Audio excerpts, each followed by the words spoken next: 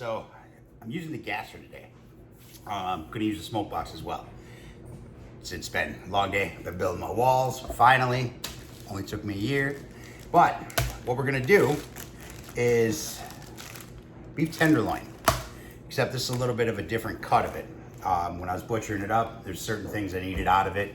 So by the time it came down to it, this end, it's a little fat, it's a little this. So what I'm gonna do is I'm actually gonna tie it around and we're just gonna do a nice roast. And we're gonna make some nice whiskey beef mushrooms, things like that. And you know, you turn that into like a gravy.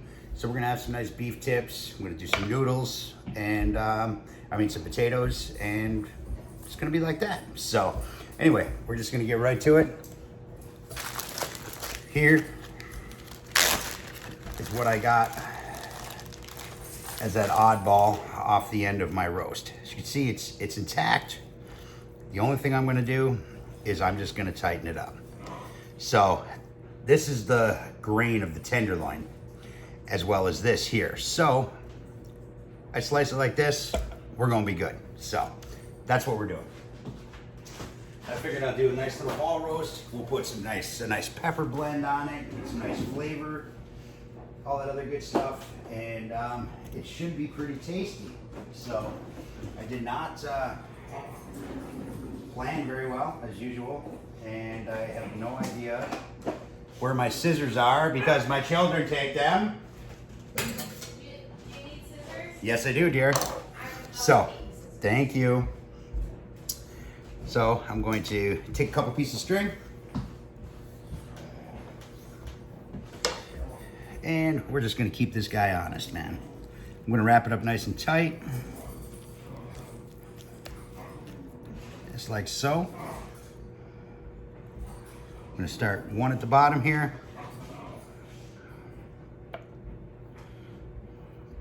I'm gonna wrap it once, wrap it 2 times, so that way it stays where we want it.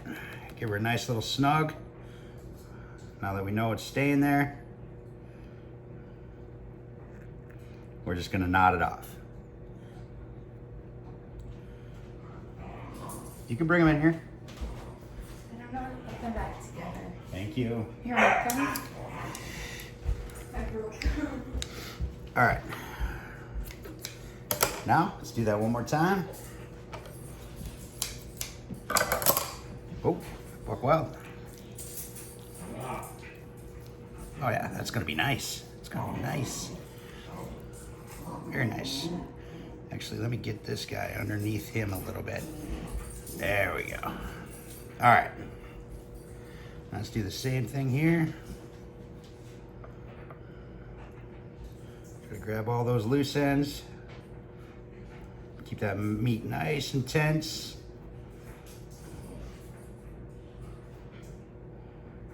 Oh shit. Forgot my double wrap. Just snug it up just like that. Should be good.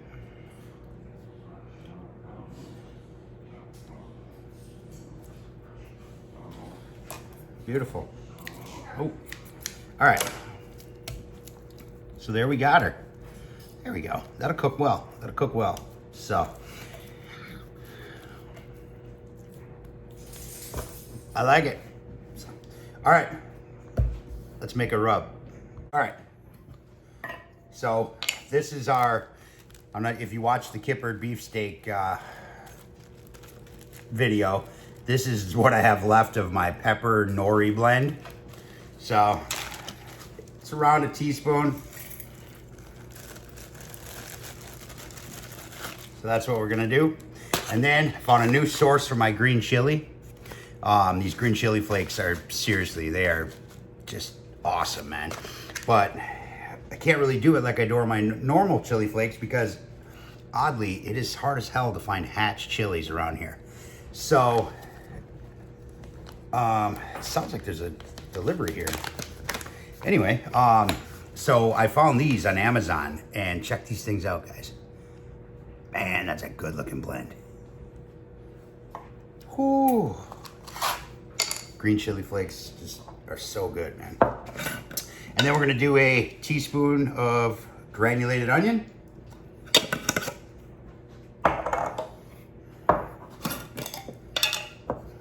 We're gonna do a teaspoon of granulated garlic. Even though we have the nori in there, we're gonna add a little more umami with about a half teaspoon of celery seed.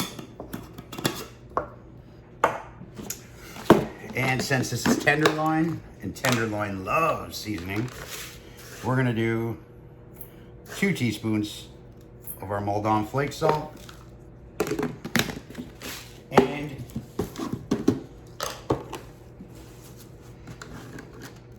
2 teaspoons of our quarter crack black. Oh man.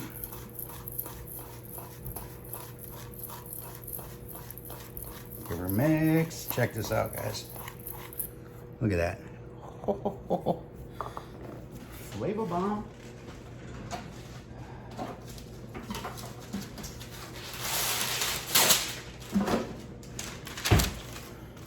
Put this guy on this. All right.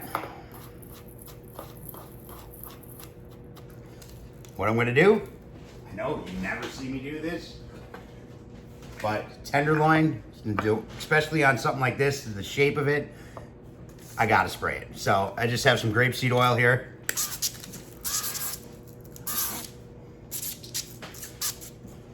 Give it a little loving. Hit it with this. We're slicing it, so you know I'm going heavy-handed. I do always anyway, so. I have a heavy hand when it comes to it, but I like it. Like so. We're going all the way around.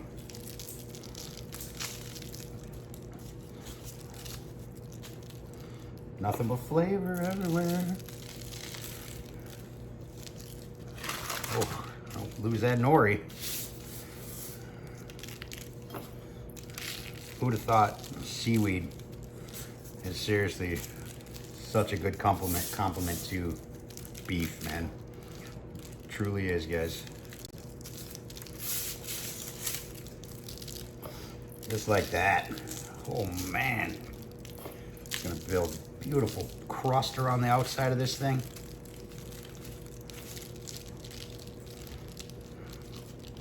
I'm super excited. It's gonna be a tasty little roast. Throw the rest of that right on top of it. Get all that nori in there, all that pretty in there. So, there's our tenderloin right there, guys. Give a quick wash. All right, I'm just gonna let this chill, let this hang out, let it sweat in, and we're gonna go and get that Genesis fired up, and I'm gonna use some pecan chips in a smoke box, and we're gonna do kind of like a reverse sear on it, you know what I mean? So we're gonna let it just chill in there, let it do its thing, maybe soak up a little flavor, and then we're gonna throw the sear zone on, and we're gonna get a nice crust on it, so. All right, I'll be back. Yes, so I had to blow the cobwebs off of this guy, man. It's been years, so, but anyway, I got it filled up right to the top, some pecan chips. So, didn't soak them. I don't do that. So, what I'm gonna do is I'm gonna get this guy lit over here. And actually, I'm gonna light both of these here. All right, so now, got our heat over here. I'm just gonna throw this smoke box right on this burner towards the front of the grill. So that way, anything that goes through, you know, it's just warm right out the back of her. So we're just gonna let this go, let her get heated up. Probably take it to around, I don't know, 275. That'll work. 275 will work. And I'll throw my meat over here. And by then, hopefully we got some chips lit. If it doesn't catch because of the distance, you know, the flavorizer bars, things like that, then I'm just gonna torch light the thing, get them burning, let them smoke. So, but we're gonna see how it works. It's been years since I've used a smoke box. And I've probably used it twice in my entire life. So, as normally it is just throw a log on something, you know? But anyway, we're gonna let that do its thing, and we'll get the meat out here. So, and yes, everybody that didn't watch the video about the build that commented on the wall, even though I stated what I was doing back there, I started my wall. So, and then this half right here, from here over, I boxed out the window, is all gonna be the same type of wood as I have back here. So I'm gonna, you know, combo of the metal and wood, try to keep everything cohesive. So, but anyway, I got the back part of the wall done. So everybody talking about me melting the house down and things like that. I got a good foot, got a metal baffle, and then on the back of that, I even have some more baffles. So anyway, all right, let's get this heated up. Yes. So one burner on, everything else off, and it's like 325, man. I don't want to turn this one down because it's running the smoke box. So I'm just gonna roll with it. So in other words, we're at 325. We got our smoke box chugging along. And I cooked chicken on this thing earlier for my wife's lunch prep.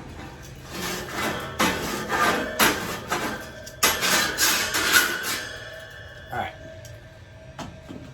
So let's do this. Hey, look at that guy. He's puffing right along.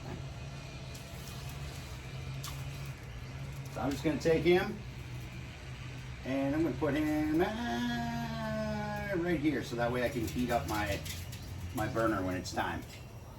Give her a nice press. All right, guys. I'm just going to shut this guy down and just let it do its thing. So probably going to take it to around, I don't know, it's a thick piece of meat, so probably around 115, 120, because it won't take much to sear that thing off. Should be able to do it pretty quickly, especially with the sear zone crap.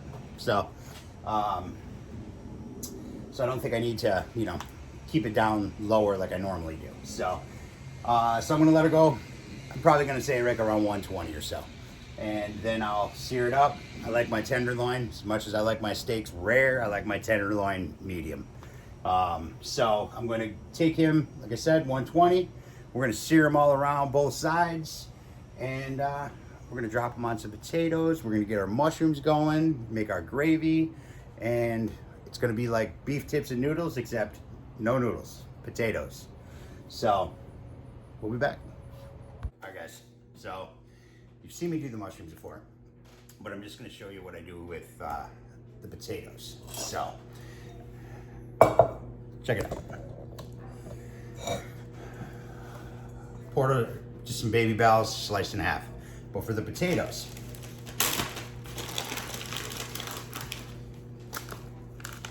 take a little rice flour. We're gonna use, I don't know, quarter cup, something like that. Should be enough. All right, now this is rice flour.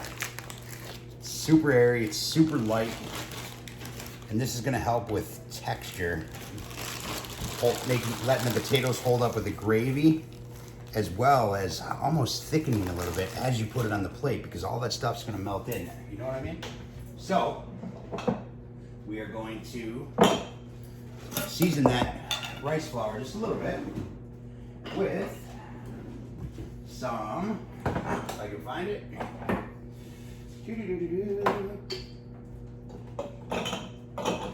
All right, there it is. I know I had it somewhere. All right, so we're gonna do, we've got about a quarter cup, like I said. We're gonna do a teaspoon of granulated garlic, teaspoon parsley,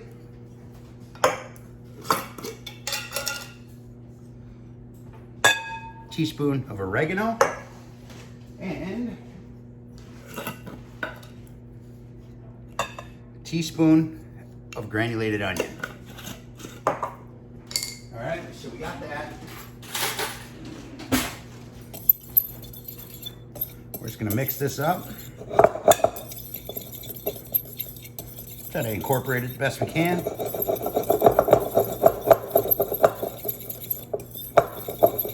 Rice flour makes awesome onion straws and stuff like that for burgers too. In case you guys haven't played with it, it's great stuff. All right, so I got some potatoes. I already par cooked them straight up. When it comes to my potatoes, even baked potatoes, when I don't have time, I dampen them. I wrap them in a paper towel. I put them in the damn microwave. You can't tell the difference. So, and tonight is quick night. That's what I did with these. I threw them in a bowl. I threw a piece of paper towel damp on top of them, and that was it. Baked potato function on the microwave, and donezo. And I got perfect par cooked potatoes. So I'm just gonna quarter these guys, just so I don't have, you know, too big. I want all the textures to kind of work together. I don't want, you know, I want the beef to be the star, and I want this just to kind of lay underneath it. So I'm gonna go fast food mode, and we're going to just quarter these up.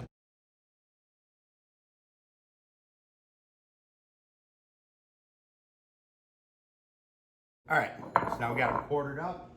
We are going to take, if I can find it, I don't know where it is. Oh, here it is. We're going to take some oil. This is the grapeseed. Not much.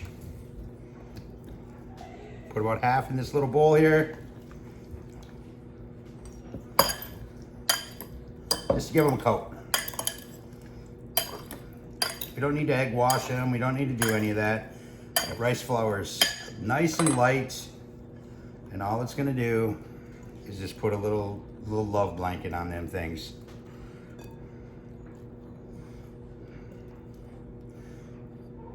Then we're gonna cast iron these guys, and they're going to be kick ass.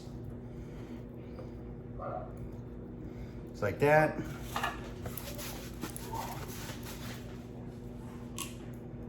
A little more oil in there.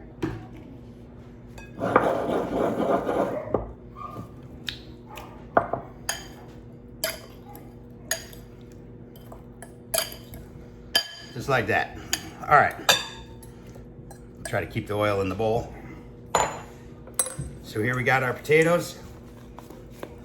Now we're just going to toss them in this rice flour and all of our little flavors. We're just gonna give them a nice light coat. Make sure we get all that stuff burnt up in there. Let it crust. Those little things, see these little crusties on there, it fries up, man. They're freaking awesome.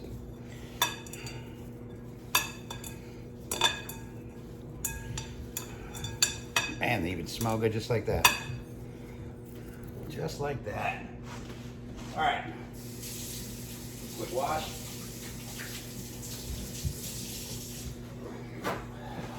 And no, I have not seasoned yet. So once they start turning a little golden, that's when I'll hit them with some Moldon and a little black pepper, and that's it. So don't need it right now. So that's it. There's our potatoes. I'll show you them after I finish cooking them in the iron. But I'm not gonna throw all that. That's a lot. Put them in a cast iron, a little bit of oil, and cook them until they're nice and golden brown. That's really it, because they're already par cooked, so they'll be done. You don't have to wait for it. Once you get your color, your potatoes are done. That's the beauty of par cooking the potatoes first. So they don't get black, they don't nothing, because you're trying to get them to get done. You don't have raw potatoes and beautiful golden on the outside. Par cooking them is literally the only way I do it, man. So, all right, back to it. All right, guys, so we are at 120. Just took the smoke box out. It's over there still smoking. So, this is what we're doing here. Check it out. If I can find my...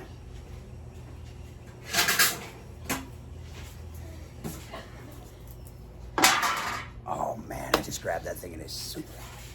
All right, let me grab my tongs. Ouch. And there went the last of my fingerprints. So, all right, so we're gonna pull this out. Man, check this thing out. Oh, snap, man.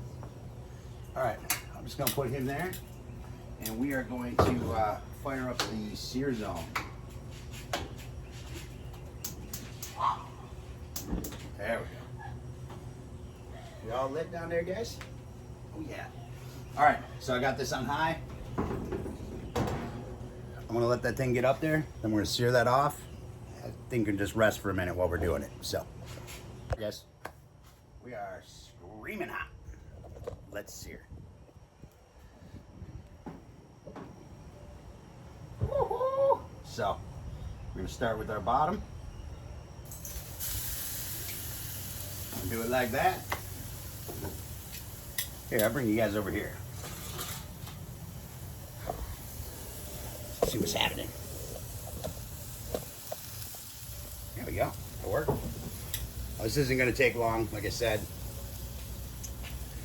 because it's hot. So, this guy over here, I can just kill.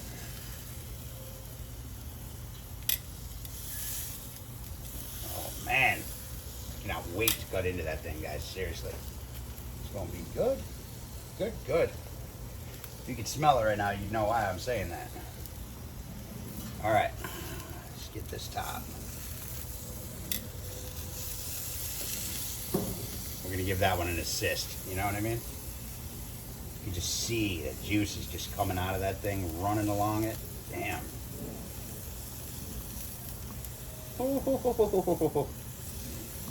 Don't need a crazies here because it actually really crusted up super nice. So we're just keeping it honest, setting it, getting her up to the temp. Let her rest for a little bit.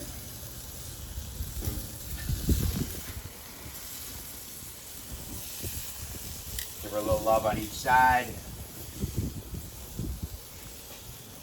Little fire. Can't help but thinking, man, some charcoal underneath there and some flame kissing going on, but hey, this is easy dinner night, man. This thing didn't take long at all, so. Cook time, it's probably been 40 minutes, so. That meat was nice and tight, you know? Just giving her a little love on each side. Right, baby? Right, everybody needs a little love, eh? That's right. Especially that beef tenderloin, you gotta love it. Gotta love it. Holy moly.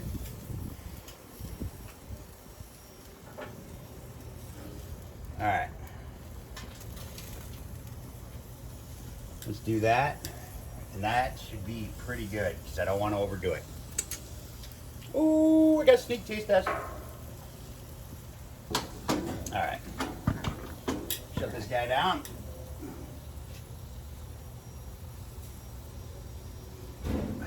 Do my gas now, otherwise I will forget. Because it's not really my thing, you know what I mean? Just like that, guys. Come on. That is a beautiful roast. All right. Let's go now, let's finish this up. All right, guys, check it out. First of all, real quick, I'll show it all together after. Here's our whiskey beef mushroom gravy. Oh man, look at that. Come on. And these look awesome, man. Check these out, guys. Our rice flour seasoned skillet potatoes, man. The good stuff. All right. Now, let's see what we made. Holy shit. Come on, look at that. Oh, that is beautiful. But we're gonna eat some of this heel, aren't we? You know we are. Look at that.